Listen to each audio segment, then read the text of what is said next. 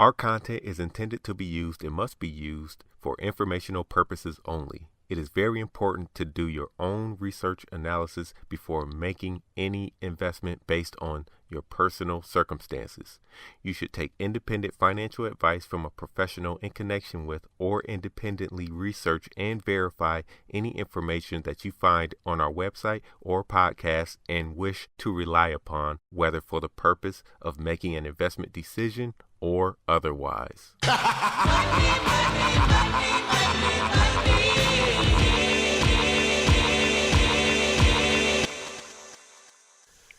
What's up, my future one percenters? This is Marathon Money, brought to you by Wincrease.com. I'm Cam Jones, Prince of the Stock Market, and you know who I'm here with. Kenny Coins. What up? What up, man? Chilling. Man, it seems like the Dow is finally like having a decent week. You know what I mean? Had a decent week last week. It wasn't much, but it finally like got past 25, but it's still not past the other high. Pretty much close to 27,000. So right, man. Yeah. I really feel like I'm really sticking. I've been talking about this for the past few podcasts. I'm really sticking to my plan of the 20-day, and I feel like the NASDAQ, S&P, and the Dow is starting to creep up. I think it has a little more time to go up. But I think man. I think personally, this is a good time frame to get back in. I see the W on the Dow, so that's a good sign. It breaks that 2600, and you might as well start picking up some. I think if y'all didn't pick up stocks back in 24K, I don't know what to tell y'all. So y'all should have known that, because if you look at the rest of the S&P 500, which is my favorite, like I told you, that's what every time I get paid, I throw a percentage in there. So I'm gonna tell you guys right now, the same thing with the S&P 500. It's already passed its all-time high from the beginning of the year. So to me, I'm telling you, 3,000. Y'all need to pick that up. S&P 500 is going to 3,000. I already know. 3K. All right. Yeah. I mean, if the S&P go to 3K, the NASDAQ gonna be, obviously all the other indexes are gonna follow it. It's gonna be, happy days for everybody who's in the market, man. Now, I think that, I don't think that you think it's gonna just shoot straight up, right? No. I'm not saying it's gonna shoot completely straight up. I'm just saying it's gonna go there, and right. I feel like it's gonna be there soon. I'm giving my time frame maybe closer to the end of the year, just the way, because everything usually pops up at the end of the year and then tees off down by the beginning of next year. So that's how I see it. The NASDAQ, like I said, I believe the S&P 500 and the NASDAQ, those are two things I truly believe that are going to be the leading indicators for the future, at least for the next 5 to 10 years. You know what I mean? Just because way everything is set up right now and the way technology has advanced, I feel like those two indicators, and maybe the Russell 500, the Russell also. I truly believe all three of those things are going to be big breadwinners. So those are the things you might want to catch a ride on. So you saying right now? So you saying overall, right now it's a good time to load up? Yeah, pretty much. Right now is a good time to load up. S&P 500. I don't know if I would jump on it right now, because you should have been jumped on it when Cam said back in when it was at 2,500. Because I remember I pretty much told you that at that level that it was going to be this high, because it started bottoming out right around 2,500. What's weird, man? What's crazy is I read an article this week that said that it was like 50% of Americans are not are not making money in this bull market, right? Because they don't invest in stocks. Either they don't have the money to invest or don't want to invest, scared or whatever. And I'm like, man, that's messed up. You know what I'm saying? Like, how can you not be invested in the market? You know what I mean? How's that possible for anybody? I don't know, man. Honestly, to tell you the truth, And then to they all me, complain about, all this other stuff, when you talk to people sometimes and they say, well, you know, these whatever's being done in government, is only for, rich people. People who own stocks are the ones who are benefiting from this or that. They complain about yeah. that, but it's just like, man, you can own stocks too. You know what I'm saying? Cam, you know what's funny?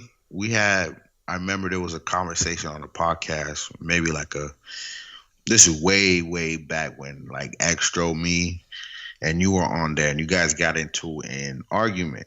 Now I walk on Wall Street. I see your point of view a little bit better. Here's why I see your point of view a little bit better. People don't want to deal with the idea of investing, saving money, worrying about their retirement. People don't want to do that, man. And I realized that up here because it's hard. And it's 100% facts. It's hard. This thing ain't easy. It's not an easy thing, because if it was, bro, first of all, our podcast would be shut down. That's one thing. Because if it's easy, everybody would be doing it. Right. Another thing is that there'll be millionaires across. There'll be people making enough money to sustain their life. They won't even necessarily be jobs. The thing is, I've learned is that people are just generally scared because it's hard. It's hard to make money. It's hard to learn new things. Definitely when you're like 35 or 40 or 50 years old, it's hard. You know what I mean? If you don't want to learn new things, definitely if you're not somebody that's constantly learning and you're doing the same job every day. But the thing is, man, okay, it's hard. It is hard. But why? It's not, to me. Okay, it's hard to do things, more advanced things that we talk about doing, buying options, reading charts, support and resistance, figuring out, when to buy, when to sell, things like that. Yeah, that stuff is kind of hard. But you know what? It's not hard to say, hey, I'm going to save $50 a month. I'm going to save $100 a month and just buy, this stock right here, because I like this product. I'm going to buy Apple. So like Apple products. I'm going to buy, I'm going to buy GE or something like that. You know what I'm saying? Yeah. So what I hear everything you said, and then what I'm basically trying to like relay is that the reason why a lot of people don't go in, I believe a major reason, because they don't want to deal with the fact that, they think they could deal with later on in life. Let me tell you the truth. Like, the worst thing you can do is wait until you're 65. Oh yeah. I mean, you might as well not even invest. Yeah, I guess I can't say that, but you're not investing for the future. You just investing as a hobby at that point. Yeah, you're forced to. That's something we say almost every podcast, because apparently it doesn't get around to 50% of the people, though. You know what I'm saying? Yeah. But they do, like, think about it. There's a reason why there's a 1% and then there's a 99, or there's a 90% and there's a 10%. You know what I mean? There's always going to be people that just don't want to deal with it right now. Don't see the value in it. I looked up what it took to be in the 1%, right? And and I don't know if you've ever looked this up or not, and I don't know if this is really true because it seems really cheap. So it said that in order to be in the 1%, you have to have a net worth of about, I think, 500,000 and up. That correct. Doesn't seem too hard to do to me. It's not. You ain't gonna wake up and have 500,000 in assets, but when you 45, 50 years old, that doesn't seem that hard, especially if you've been, working since you've been, in your mid 20s, early 20s, invested in 401ks, and A lot of also, people is late 20s. Well, not majority of people nowadays is late 20s because it's after college. right. Well, I guess I was just thinking about myself. Like when I graduated, I Yeah, got a I'm job thinking in about mid 20s. myself too. I hear you, but the average is between 27 to 31. Okay. You know what I mean? Well, maybe it is kind of hard. I mean, obviously, and we talked about this last week and a couple weeks before. It gets harder when you add expenses. You know what I'm saying? Yeah, Children and other and things. I get all that, but what I'm trying to say is that if you never approach the idea of trying to make your life better, just even for right now, you know what I mean? Or even for later, like it's gonna come back and hit you. That's how I see it. You know It's what I gonna mean? hit you like that Canelo shot last night. Yeah, Man. I know. And then, but a lot of people, you know what I mean, they rather just live their life and then get to that point, and then they cry when they don't have anything. Right. You know what I mean? And that's what I said. I kind of like moving up, like coming to New York, working on Wall Street, kind of made me realize that like, because you be talking to some of these people, and you ask them like, why didn't you do this at least when you're in your 40s? At least in your 40s. You know what I mean? Forget 20s and 30s. They don't have a legitimate answer either. They don't have a legitimate answer. I'm gonna let that slide. But 40s, 50s, like you didn't think about this once.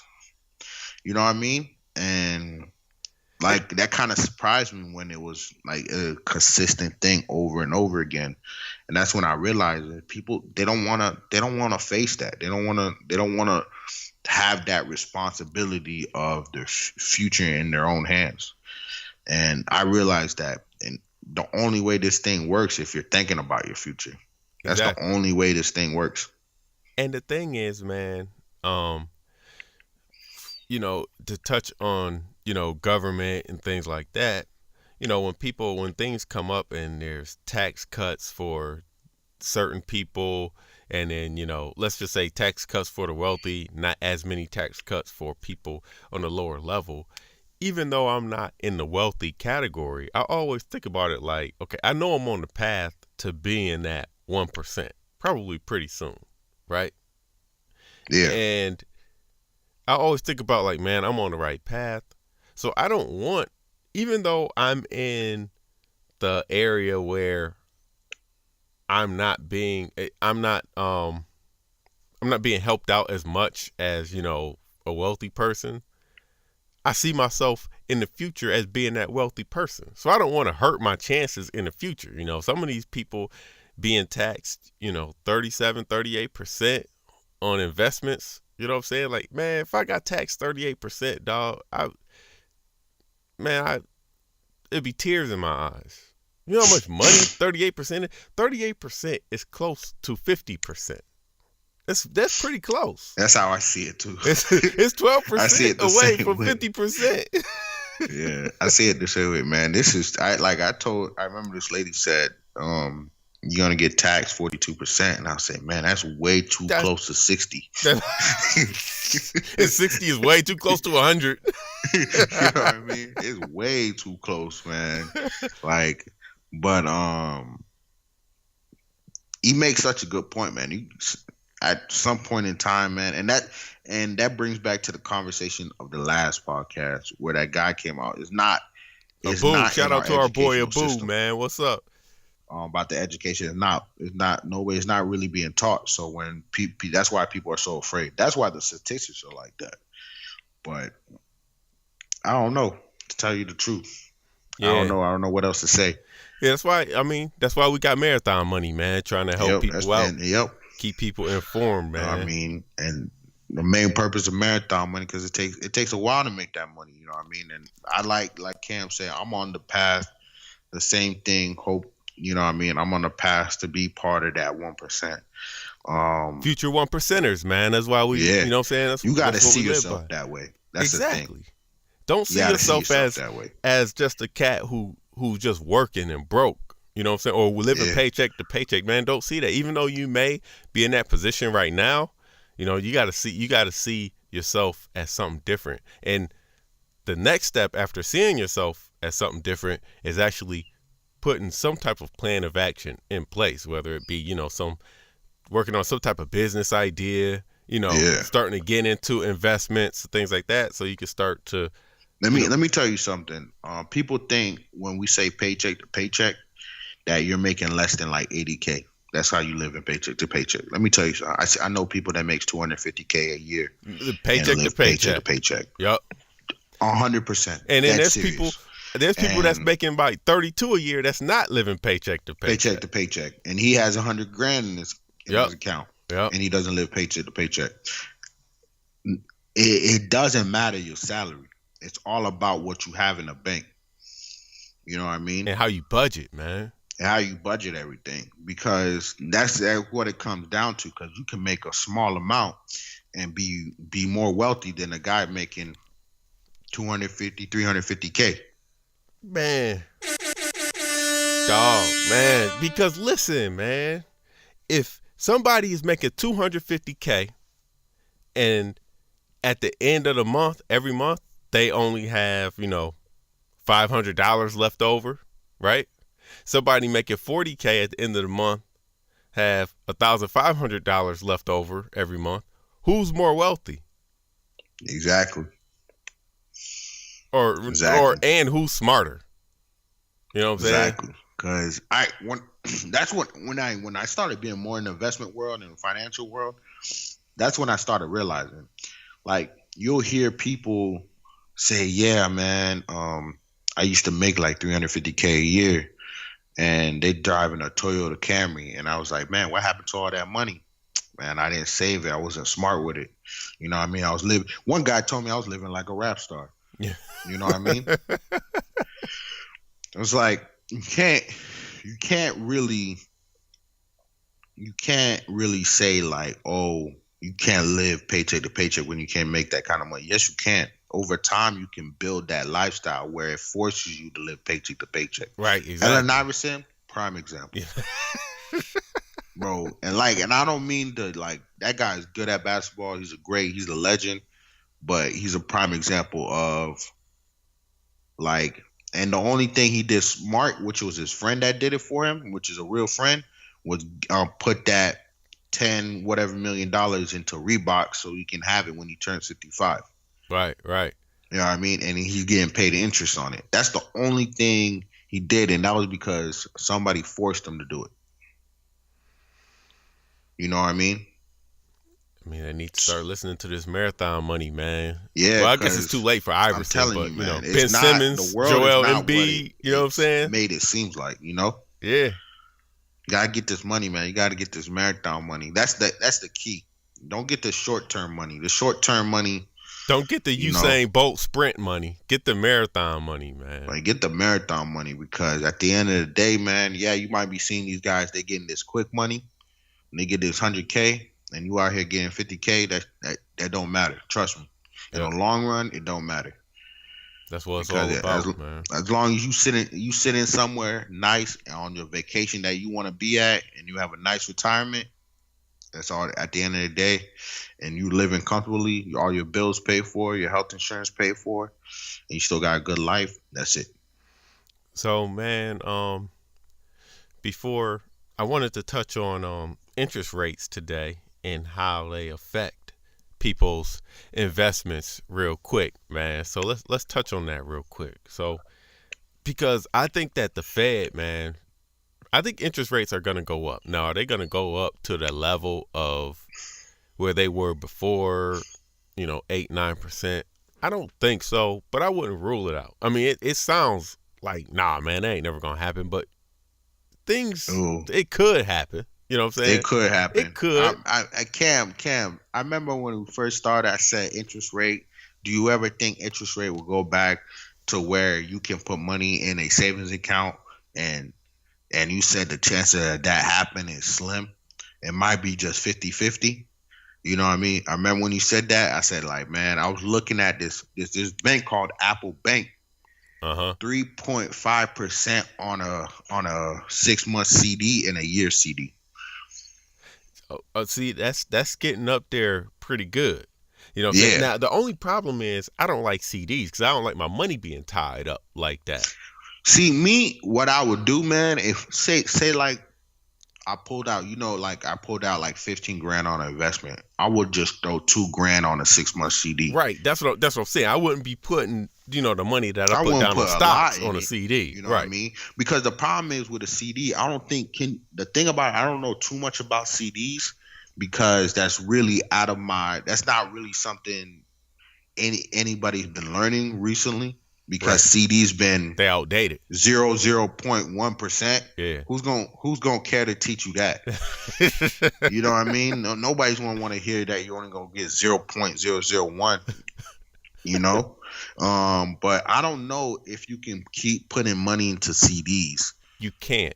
Once you put can't. the money, I didn't think so. You can and you can't. So once you set that, because I used to have CDs when I was, back when I was growing up, like in the 90s and stuff, it was, that's what, parents would do, buy you CDs, because that's when CDs were like 10%, you know what I'm saying?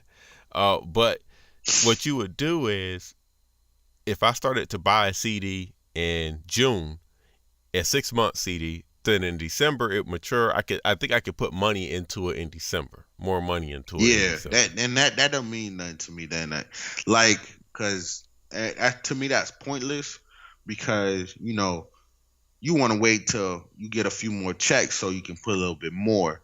So to me, I don't see CDs as valuable unless you have a 5-year CD and you came up on some serious money.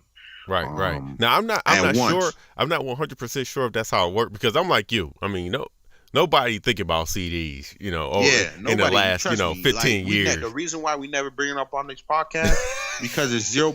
Like I remember going to a bank and I remember I was opening this checking account in the savings account and this lady, because I was bringing a good amount of money over because I hate Bank of America. And I was transferring money. She said, "Oh, why don't you open a CD? Like you're 20 years old. Most 20 years old don't have this type of money. Open a CD will be really good for you." Obviously, she's trying to sell the CD so she can get a commission. Exactly. Obviously, and they said, I asked her, "Oh, how much is a CD?" Because I know what a CD is. I just never knew the interest rates on them. And she goes 0.001 or 0.001, and I looked at her. And so that's basically nothing. I was like, why would you offer me that? Right. Like, it made me want to go back to Bank of America. Why would you even tell me that? You might as well try to tell me something at least decently good. It's like that's not even worth anything. That's like me putting my money and having it tied up for no reason. But then, man, when the interest rates go up, let's say they go up to, in general, for savings accounts, right? Let's say it goes up to 4%. I think you're gonna start to see some stocks get hit. Not all the stocks, but there's gonna be some that gets hit. Some in particular would be like the ones where you're buying dividends really low. Dividends low, right? Because you might as well move the money out and put it in savings account. Also, I don't think you're gonna see a big hit initially. You're gonna see people you're not gonna see the stock market move as fast as it does now. Right. That's what we're trying to say. You're just not gonna see the big giant green $400, $500, $600 days. You're not going to see that anymore. Yeah, that's going to slowly phase out because the more like savings and CDs and other stuff where you can just put your money in and you make 4 or 5%, that's when things are going to start changing. You know what I mean? Now, I don't know. I read back in like the 70s, savings account used to be like 8, 9%. You know what I mean? People used to, and CDs used to be like 15, 16, 17%. But you could put your money in there for 6 months and you walking out. You walking out good. At the same time, though, people's interest rates on houses in like the 70s and 80s were ridiculous. I mean, people were paying like 10% interest rates on a house, man. Yeah, that's true. But so there are some stocks that I feel like will get hit hard and fast though. Oh yeah, If interest rates go up, and those are like the companies that sell items that you have to take out a loan for. So housing, yeah, also, appliances, because if you take out loans for cars and appliances and stuff, once you're getting up to that, 25, 30K range for like a car, 200K range for a house, that 0.5% that goes up, man, that's a lot of money, man. yeah. I know. That's a lot of money. If you think about it, right? There Man, are. My bad. Go ahead. No, we need to get back to the days where somebody call you and try to sell you a stock. That's how high savings accounts got to get. Because I was doing some research like 3 weeks ago. Savings accounts were so high, people had to call you to buy their stock. Like, look, we're this company, we're gonna be big in the future. Here's our research and stuff. You can look us up. You know what I mean? I need that kind of savings account back in the day, where people had to call you to get your money switched over to that stock. Man, think about it, man. Let's say interest rates just went up to 8%. If we pull all our money out and just put it in the savings account, that's like guaranteed money with no swings, right? No market swings. I'd rather have a steady 8% where I know my money is safe and I'm not susceptible to wild swings, rather than invested in the market. And over time, over a year, maybe I come out, 20, 25%, but I'm at risk of market swings, right? Yeah. So I take that any day. I'd be like, all right, well, yeah, I'm I'll just take throw that in here any and just day, get man. that easy. That's 8%. what I'm saying. Like, if it got back to the point where, like, because if saving accounts are at 80%, CDs are going to be at closely to 15. Right, exactly. You know what I mean? I would just take half of my money that I don't even use and throw it in a CD for 2 years. You know what I mean? Yep. And the rest into a savings account. Now imagine somebody like Apple, right? They have $285 billion of cash on hand. Now, if interest rates go up for Apple, that helps them, because that 285 billion, let's do the 0.5%, right? Let's say interest rates go up 0.5%. On that money, if it's in a savings account, 285 billion, that and a 0.5%, that is 1.4 billion more money. Yeah. You know what I'm saying? Yep. That's a lot. That means that with a 0.5%, that extra 0.5%, they can buy like a bunch of companies. They could buy some companies in the Russell. You know what I'm saying? They can just take them over with just the extra 0.5% of the cash that they have on hand. Yeah.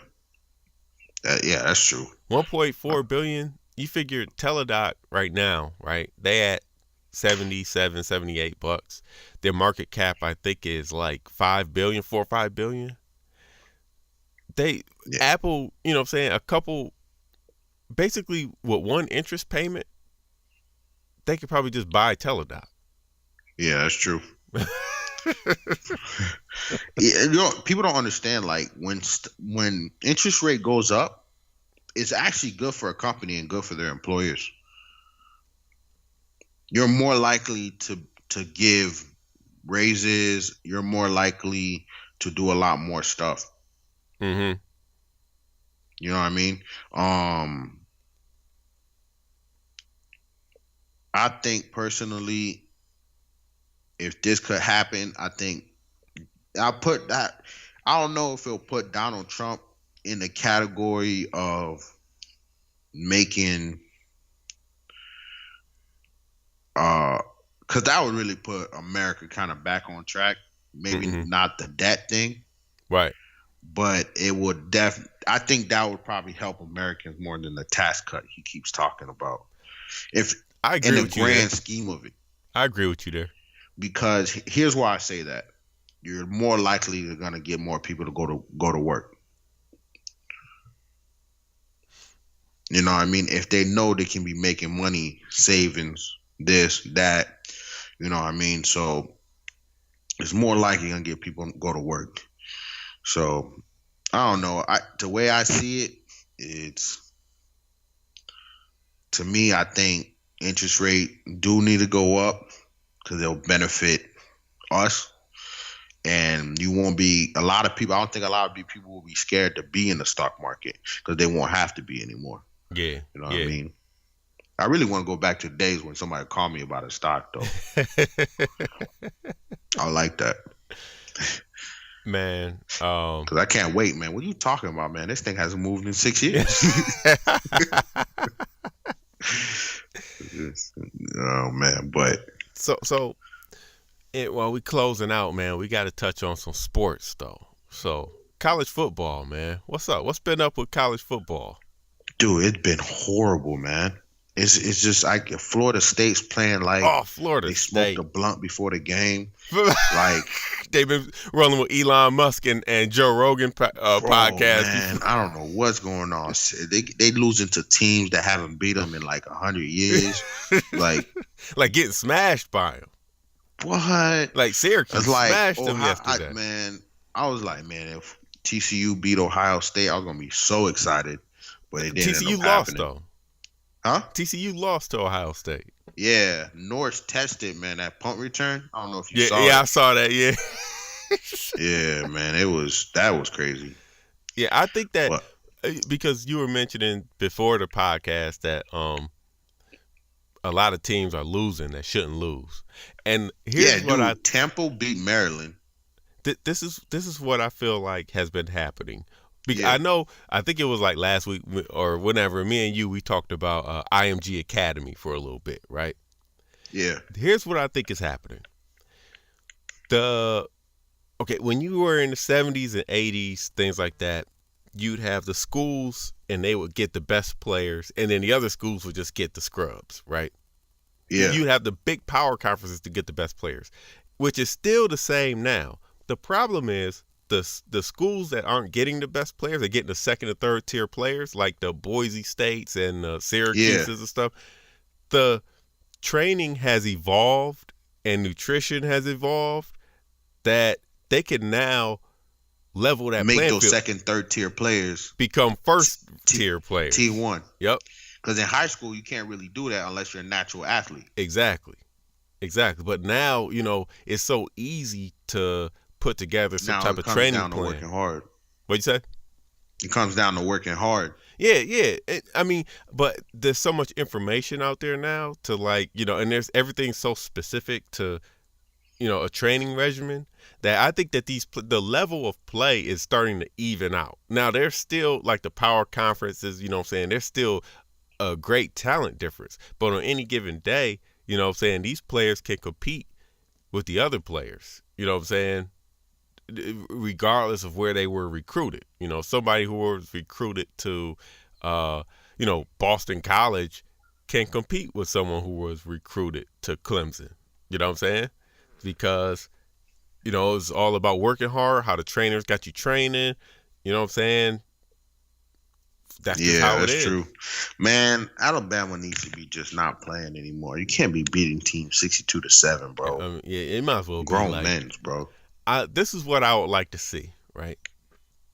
I would like to see the best college football team, the team that wins the national championship, play the worst team in the NFL after the Super Bowl.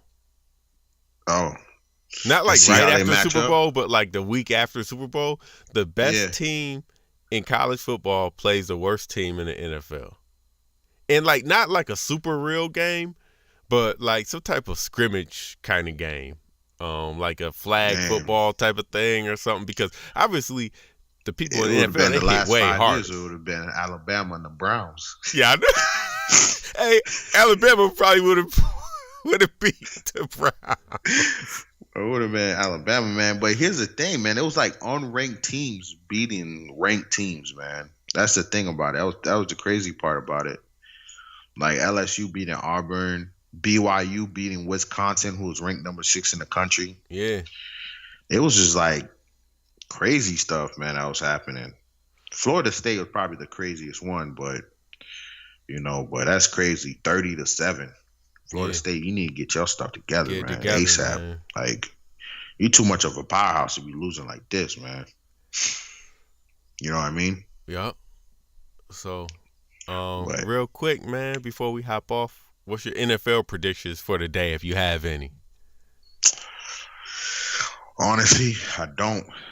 I don't have any NFL predictions either. I just think at the end of the year we're gonna still see the Patriots in deep in the playoffs. And I don't know. I really want the Browns. Like really stepped it up. Browns stepped it up.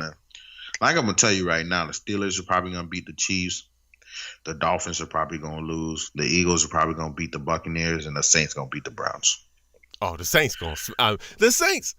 When the Saints step on the field, it seems like the score is automatically 35-0. You know, they automatically get 35 points when they step on the field. I don't know. The Chargers and the Bills is kind of flipping. The Colts and the Redskins is kind of tossed in the air, to tell you the truth. But I feel you, man. I don't know, man. Anything could happen. That's for sure. Definitely after what happened yesterday. So anything could happen. All right, man. Make sure you follow me on Twitter, Instagram, anything at Camboni11. Make sure you hop in our Facebook chat, ask to join it, and we will include you in there. Where can they follow you, Kenny? Kenny Carlin 23. That's all sites, man. Wincrease.com, Marathon Money Facebook, access to be in a group chat. Hit us up anytime. It's going down. And invite people to listen to our podcast and leave comments. Leave comments. Think if there's something we could do better or there's a stock you want to know about, let us know.